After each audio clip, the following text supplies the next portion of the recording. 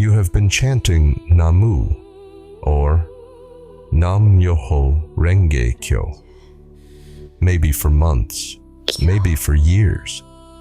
And somewhere deep down, a voice keeps asking, why isn't this working the way I was told it would? That voice is not doubt. That voice is information.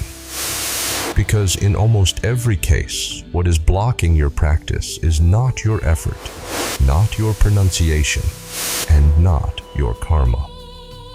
It is a misunderstanding, one that nobody corrected when you first began. There are 5 of them, and by the end of this video, every single one will be gone. You have to pronounce it perfectly, or it will not work. The first misunderstanding is one that stops people before they even begin. The belief that if a single syllable is wrong, if your mouth shapes the sound incorrectly, the chant carries no power. Here is what Nichiren actually taught. The Daimoku is not a password. It is not a code you enter into a machine that only opens if the digits are exactly right. Namu Myoho Renge Kyo is the name of the fundamental law of life itself. And that law does not require your pronunciation to be perfect, any more than gravity requires you to understand physics before it pulls you to the ground. The law is already working. What your voice does is align you to it. The sincerity of that alignment, the direction of your consciousness, is what carries the practice, not the phonetics. Chant, imperfectly if you must. The law meets you where you are. There is a reason why some practitioners chant every day for years and still feel like they are begging, like nothing is actually moving. And it has nothing to do with how long they chant or how loud. The answer sits at the core of the second misunderstanding, and it will change how you sit in front of your Gohonzon from this moment on. Chanting is asking an external God for things. This is the deepest misunderstanding of all, and it is the one that silently destroys more practices than any other. When you approach the Gohonzon as if you are submitting a request to something outside of yourself, please give me this, please fix this, please make this happen. You have already placed yourself in the position of someone who does not have what they need. You are broadcasting lack. And the law of cause and effect responds to exactly that signal. Nichiren did not design this practice as a petition. Namu, the first syllable, comes from the Sanskrit namas. It means to devote, to dedicate. It is a vow directed inward to manifest the Buddha nature that already exists within your own life. You are not summoning power from somewhere else. You are activating it from the 9th consciousness, the Amala consciousness, the layer of mind beneath all reactive thought, beneath all fear, beneath all conditioning. The moment you shift from petition to activation, the quality of your chanting changes entirely. The posture changes, the sound changes, the results change. If it is not working, I am not chanting enough. So the results are not there yet. Your circumstances have not shifted. If anything, things may have gotten slightly worse since you started. And the conclusion your mind reaches is, I need to do more. This is the volume trap, and it is a trap precisely because it contains a grain of truth. Consistent practice matters, but the belief that results are directly proportional to hours logged misunderstands the mechanics of what chanting actually does.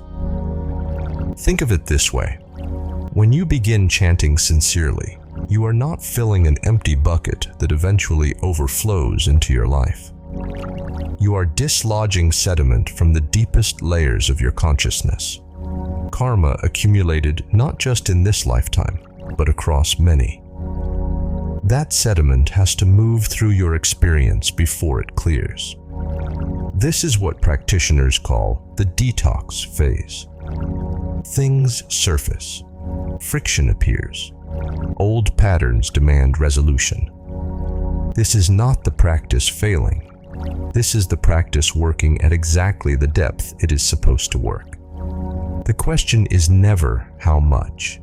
The question is always, what is the quality of your faith in those minutes? Before we reach the fifth misunderstanding, which came directly from a comment on this channel, and which is the most aggressive version of everything we have covered so far, there is a fourth one that most practitioners never even recognize as a misunderstanding.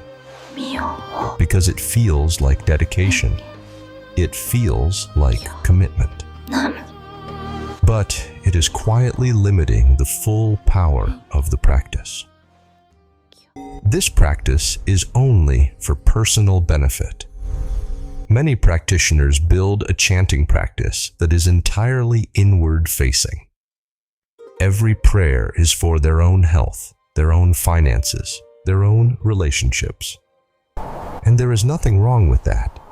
Nichiren explicitly encouraged chanting for earthly desires.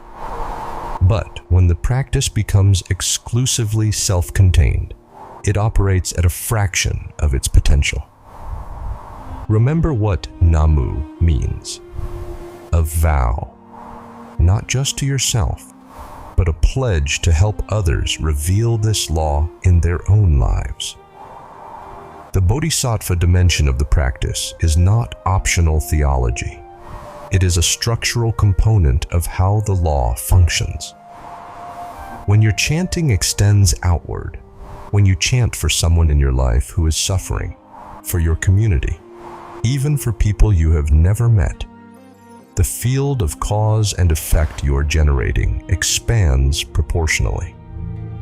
This is why Nichiren's own practice was directed at the suffering of an entire nation, not at his personal circumstances. He was demonstrating the scale the practice is designed to operate at. Your practice does not have to stay inside your room. Chanting should have prevented bad things in the world. This one arrived in the comments this week. A viewer wrote this: "If the chanting is so powerful as you say, how could you allow someone like Trump to assume power and destroy our environment? The only thing that matters in life is the acquisition of power, which it sounds like you do not have either individually or as a chanting community." The viewer's question sounds like an attack, but underneath it is the most human misunderstanding of all: the belief that a spiritual practice should function like political power. That if enough people chant, suffering disappears from the external world by force. Nichiren lived under a military government that tried to execute him twice. He did not chant to remove the sword from the executioner's hand. He chanted to remain unshakable while standing in front of it. The practice does not rearrange external circumstances by bypassing human agency and cause. It transforms the consciousness of the practitioner so that they become the kind of person who can change those circumstances through right action, clear wisdom, and indestructible courage. The lion's roar is not silence in the face of injustice. It is the roar itself, grounded, clear, and without fear. That is what this practice builds, not immunity from the world, unshakability within it. If you, the viewer who posted this, is watching, I hope you stay and watch what this community actually does. 5 misunderstandings. Pronunciation is not a gate. The Gohonzon is not a god to petition. Volume is not the measure of faith. The practice is not a personal vault, and chanting is not a substitute for human courage in the world. What it is the deepest training ground for that courage. Every session in front of the Gohonzon is building the exact internal architecture you need to face what the commenter John Doe is describing, to face whatever your life is asking of you right now. But here is what I want you to understand before you close this video. Correcting these misunderstandings is only the first layer. The next question, the one that most practitioners never get a clear answer to, is why your chanting still feels like it is hitting an invisible wall, even when you know all of this. We made an entire video on exactly that. It is called Why Your Chanting Isn't Working, The Invisible Barrier. Watch it next. The video is on the left side.